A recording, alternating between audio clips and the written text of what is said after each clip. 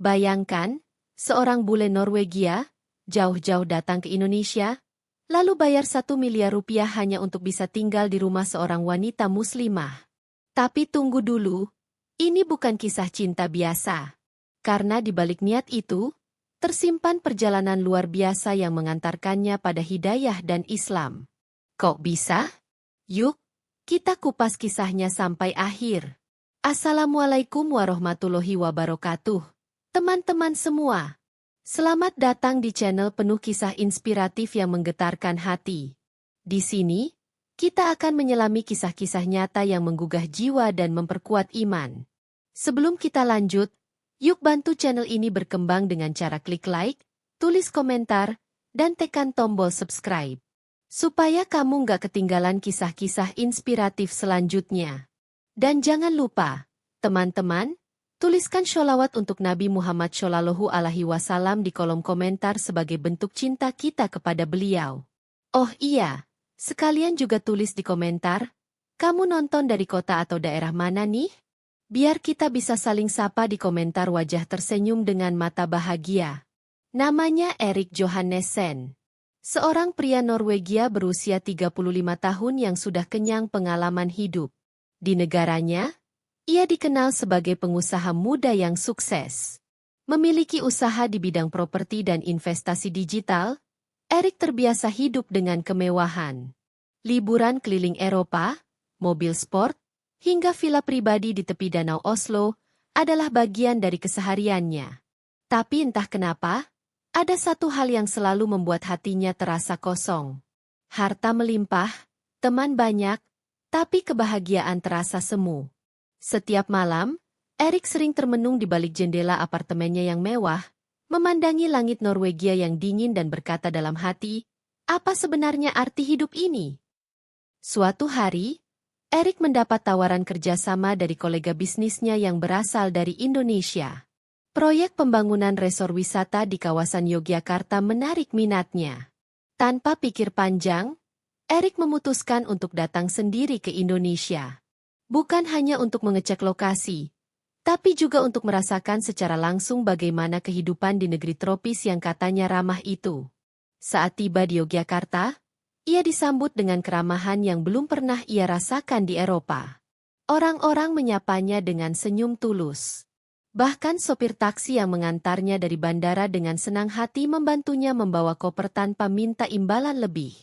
This is different, gumam Erik dalam hati. Ia pun merasa nyaman dan memutuskan untuk tinggal lebih lama. Daripada menyewa hotel berbintang, Erik justru memilih menyewa rumah sederhana di daerah pinggiran kota, atas saran seorang kenalan lokal. Rumah itu milik keluarga Muslim sederhana. Bapak dan ibu sudah lanjut usia, dan mereka tinggal bersama seorang anak perempuan mereka yang bernama Aisyah. Gadis itu mengenakan hijab, berbicara lembut, dan selalu sopan saat berbicara. Pertemuan pertama mereka terjadi ketika Erik datang untuk survei rumah yang akan disewanya. Aisyah membuka pintu, menyambut Erik dengan senyum. Silakan masuk, Pak, katanya sambil membukakan pintu lebar-lebar. Erik mengangguk dan masuk sambil tersenyum. Sejak pertama bertemu, ada sesuatu dalam diri Aisyah yang terasa damai. Ia tak banyak bicara, namun gestur tubuhnya, tutur katanya, dan tatapannya memancarkan kedamaian yang sulit dijelaskan. Hari-hari pun berlalu. Erik tinggal di rumah itu sebagai penyewa, sementara keluarga Aisyah tinggal di rumah sebelah. Karena posisi rumah mereka berdempetan, tak jarang mereka berpapasan. Setiap pagi, Aisyah selalu menyapa dengan ucapan, "Selamat pagi, Pak Erik."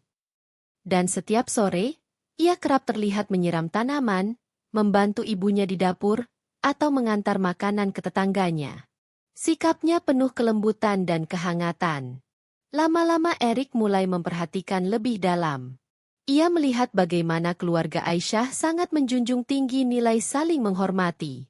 Sang ayah selalu memulai hari dengan salat subuh di masjid, lalu kembali untuk duduk bersama keluarga sambil membaca Al-Quran. Ibu Aisyah, meskipun sudah tua, masih semangat memasak untuk tetangga sekitar. Setiap Jumat, Rumah mereka penuh dengan anak-anak kecil yang datang untuk mengaji. Erik yang tadinya asing dengan semua ini, mulai merasa penasaran. Apa yang membuat mereka begitu tenang dan bahagia padahal hidup mereka sangat sederhana? Pikirnya. Ia mulai mengamati lebih dekat.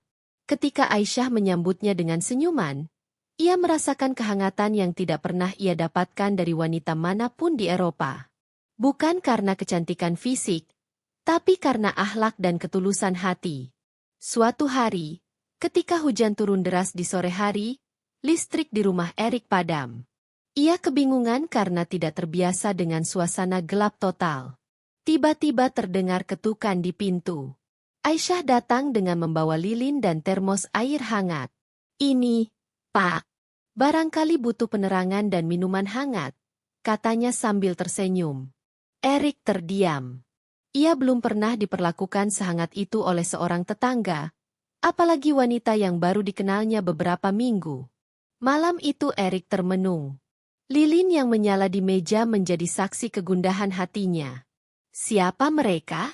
Kenapa bisa sebaik ini? Apa yang membuat Aisyah begitu berbeda?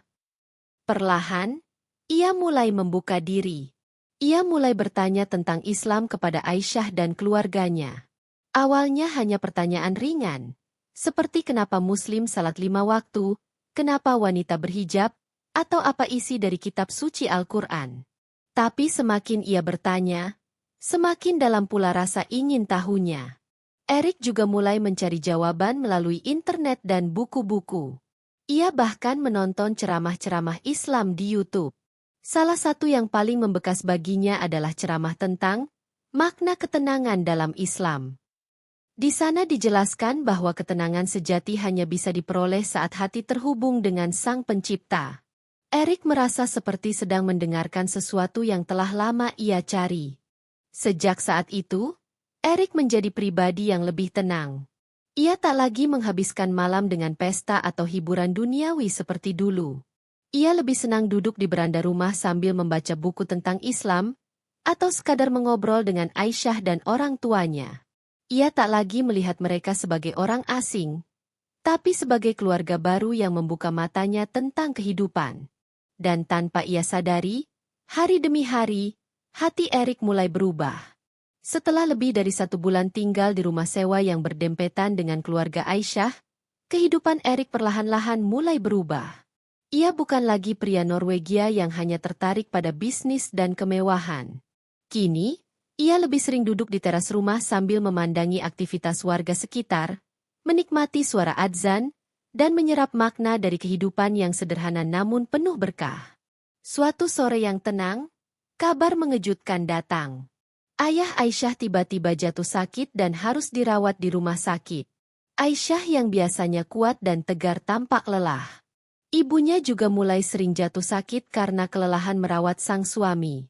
Sementara itu, rumah yang mereka tinggali mulai tak terurus. Taman menjadi kering, dapur berantakan, dan suasana rumah terasa muram. Erik yang selama ini hanya sebagai penyewa, merasa terpanggil. Hatinya terusik melihat kondisi keluarga yang begitu ia hormati sedang mengalami ujian. Pada awalnya, Erik hanya membantu sebisanya. Ia membeli makanan, membantu menyapu halaman, hingga menemani Aisyah berbelanja ke pasar. Tapi dalam hatinya, ia tahu, bantuan kecil itu tak cukup. Ia ingin melakukan sesuatu yang lebih besar. Sesuatu yang benar-benar bisa meringankan beban keluarga itu. Erik kemudian memutuskan untuk melakukan tindakan yang luar biasa dan tak biasa. Ia menawarkan uang sebesar 1 miliar rupiah kepada keluarga Aisyah, dengan satu permintaan, agar ia diizinkan tinggal di rumah mereka, bukan hanya sebagai penyewa biasa, tapi sebagai bagian dari keluarga yang turut menjaga dan merawat rumah itu bersama-sama. Bukan karena ia ingin membeli cinta, tapi karena ia ingin benar-benar merasa terlibat dan ikut membantu keluarga yang telah membuka pintu hati dan pikirannya tentang kehidupan. Saat Erik mengajukan niat itu kepada Ibu Aisyah, suasana hening sejenak. Wanita parubaya itu menatap Erik dengan pandangan yang bingung sekaligus penuh tanya. "Nak Erik, ini uang yang sangat besar. Kami tidak bisa menerima uang sebanyak itu hanya karena kamu ingin tinggal di sini." Namun Erik menjelaskan dengan sangat jujur. Saya tidak memberikan uang ini untuk membeli sesuatu. Saya hanya ingin membantu. Saya merasa keluarga ini telah menunjukkan kepada saya arti hidup yang sesungguhnya. Saya ingin tetap tinggal di sini, menjaga rumah ini, dan saya ingin belajar lebih dalam tentang kehidupan yang kalian jalani. Aisyah yang saat itu duduk di sisi ibunya, hanya terdiam. Tapi sorot matanya menyiratkan perasaan yang sulit dijelaskan. Antara terharu, bingung, dan penuh rasa syukur. Keluarga itu akhirnya menerima niat baik Erik. Tapi mereka menolak uang sebanyak itu. Mereka hanya mengizinkan Erik tinggal bersama, tanpa formalitas uang, tanpa syarat. Mereka ingin menjaganya tetap dalam batas syariat, dalam semangat ukhuwah, dan tetap menjaga kehormatan satu sama lain. Mulai hari itu, Erik benar-benar seperti bagian dari keluarga. Ia membantu membersihkan rumah, menyalakan lampu saat malam, menyiram tanaman, bahkan mengantar makanan ke tetangga saat ada hajatan. Ia menyaksikan langsung bagaimana keluarga Aisyah saling membantu, saling mendoakan, dan saling menguatkan di tengah kesulitan. Suatu malam, ketika listrik padam dan hujan mengguyur deras, Erik duduk bersama Ibu Aisyah di ruang tamu yang hanya diterangi cahaya lilin. Mereka berbincang tentang arti sabar, tentang bagaimana ujian hidup adalah cara Allah menyayangi hambanya. Erik mendengarkan dengan penuh rasa haru. Dalam Islam, setiap kesulitan selalu datang dengan kemudahan, kata Ibu Aisyah sambil tersenyum. Kalimat itu tertancap kuat di benak Erik. Hari demi hari, kebersamaan itu membuat Erik semakin dalam mempelajari Islam. Ia mulai belajar wudhu, mencoba membaca Al-Fatihah, dan menulis ulang ayat-ayat Al-Quran yang ia temukan bermakna.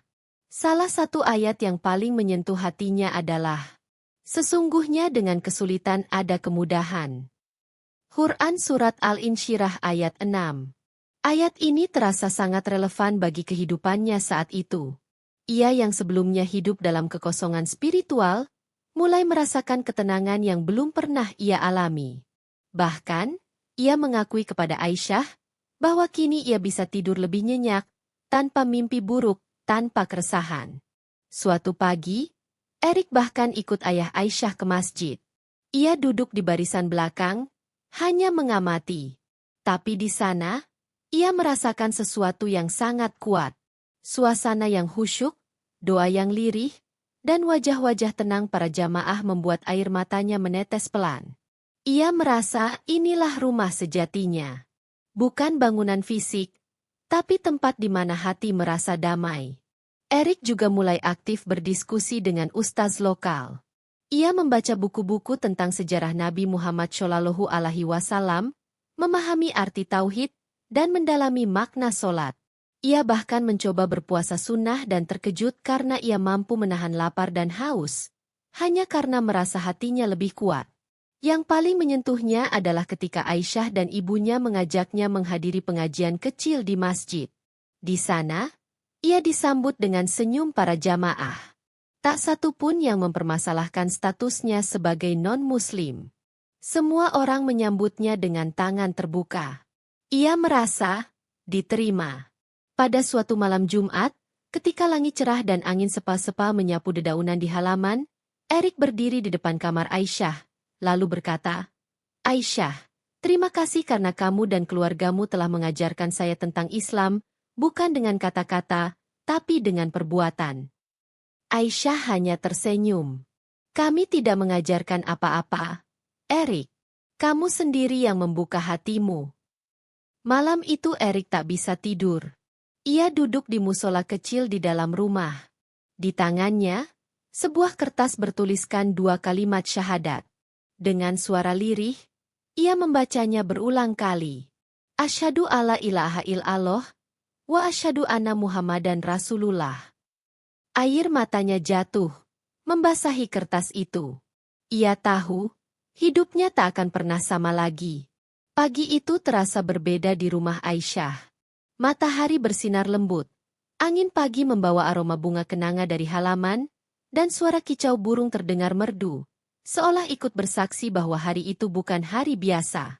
Erik, pria Norwegia yang selama beberapa bulan terakhir tinggal dan hidup bersama keluarga Muslim sederhana itu, telah membuat keputusan besar. Keputusan yang tak hanya akan mengubah jalan hidupnya, tapi juga meninggalkan jejak sejarah dalam perjalanan jiwanya. Setelah melewati malam yang panjang dengan perenungan mendalam, Erik mengumpulkan keberanian untuk menyampaikan niat suci yang telah tumbuh kuat di hatinya. Ia ingin masuk Islam. Pagi itu, ia memanggil Aisyah dan kedua orang tuanya. Dengan suara bergetar, ia berkata, "Saya sudah lama memikirkan ini. Semua yang saya alami bersama kalian, semua ketenangan yang saya rasakan, semua makna hidup yang saya pelajari, membuat saya yakin. Saya ingin menjadi seorang Muslim." Ibu Aisyah langsung meneteskan air mata. Bukan karena sedih, tapi karena haru yang tak terbendung. Ayah Aisyah memeluk Erik dengan hangat, lalu mengajak duduk bersila di ruang tamu. "Nak Erik, keputusan ini bukan hal kecil. Tapi jika itu datang dari hatimu sendiri, insya Allah, ini adalah jalan yang diridhai." Hari itu juga, keluarga Aisyah menghubungi Ustaz Masruri, seorang tokoh agama di kampung tersebut. Ustaz Masruri sudah beberapa kali berdiskusi dengan Erik, dan senyum bangganya terpancar ketika mendengar kabar ini. Alhamdulillah, akhirnya Allah memberi hidayah kepada Erik. Ini adalah bukti bahwa Islam itu cahaya, dan siapa yang membuka hatinya, maka ia akan melihat terang itu. Sore harinya, masjid kecil di dekat rumah keluarga Aisyah menjadi saksi momen yang begitu menggetarkan jiwa. Jamaah masjid, termasuk para tetangga, berkumpul. Erik mengenakan pakaian putih bersih, wajahnya tampak gugup tapi penuh semangat. Di depan mimbar, Ustaz Masruri memandu Erik mengucap 2 kalimat syahadat. Asyhadu an la ilaha illallah, wa asyhadu anna Muhammadan Rasulullah. Air mata Erik jatuh tanpa bisa ditahan. Tepuk tangan tak terdengar, karena semua orang larut dalam kehusyukan.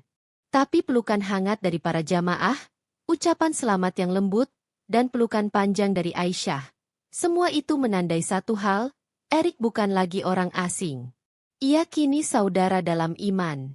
Setelah menjadi mualaf, Erik mengganti namanya menjadi Erik Nur Rahman.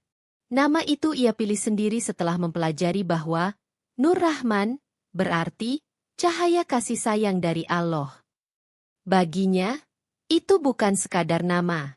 Itu adalah simbol perjalanan spiritual yang ia tempuh dari jalanan bersalju Norwegia menuju hangatnya Islam di Yogyakarta. Hari-hari Erik setelah menjadi Muslim penuh dengan semangat baru. Ia belajar membaca Al-Quran bersama anak-anak kecil di TPA. Ia belajar berwudu, sholat 5 waktu, dan bahkan berpuasa sunnah setiap Senin dan Kamis. Yang membuat semua orang kagum, Erik tak pernah setengah hati dalam mempelajari Islam. Ia bahkan menyusun catatan pribadi tentang setiap materi yang ia pelajari. Buku itu diberi judul, Jalan Pulang. Dalam catatannya, Erik menulis, "Dulu aku merasa bebas di luar, tapi kosong di dalam. Sekarang, aku merasa terikat dengan aturan, tapi damai luar biasa di hati." Hubungan Erik dan Aisyah juga semakin erat, meski tetap dalam batas-batas syariat. Suatu ketika, saat ayah Aisyah bertanya padanya apakah ia tertarik untuk melanjutkan hidup di Indonesia, Erik menjawab, "Saya tidak hanya ingin tinggal di sini. Saya ingin berjuang di sini. Membangun hidup baru, sebagai Muslim yang sesungguhnya." Dan benar saja. Erik kemudian menjual beberapa asetnya di Norwegia dan membeli sebidang tanah kecil di desa itu. Ia membangun rumah sederhana, tidak jauh dari rumah Aisyah. Tapi tak hanya itu, ia juga mendirikan kelas bahasa Inggris gratis untuk anak-anak desa sebagai bentuk kontribusinya. Ilmu harus dibagikan, seperti kalian membagikan kebaikan Islam padaku, ucapnya pada suatu kesempatan. Momen Ramadan pertama Erik menjadi salah satu bab paling menyentuh dalam kisah ini. Ia mengikuti sahur, tarawih, tadarus, dan ikut membagikan takjil ke jalan-jalan. Di malam Lailatul Hadar, Erik menghabiskan waktu berdoa di musola kecil, sambil mengenang masa lalunya. Ya Allah, terima kasih telah mengirimku ke rumah itu, kepada keluarga itu, yang menunjukkan jalan ini padaku. Puncaknya adalah ketika Erik akhirnya melamar Aisyah secara resmi kepada ayahnya. Dengan wajah tenang dan hati penuh hormat, ia berkata, "Saya bukan lagi orang asing. Saya saudara seiman. Dan saya ingin Aisyah menjadi teman hidup saya, agar kami bisa menempuh jalan ini bersama." Lamaran itu diterima dengan syarat, hidup kalian nanti harus tetap mengutamakan ibadah, bukan sekadar cinta.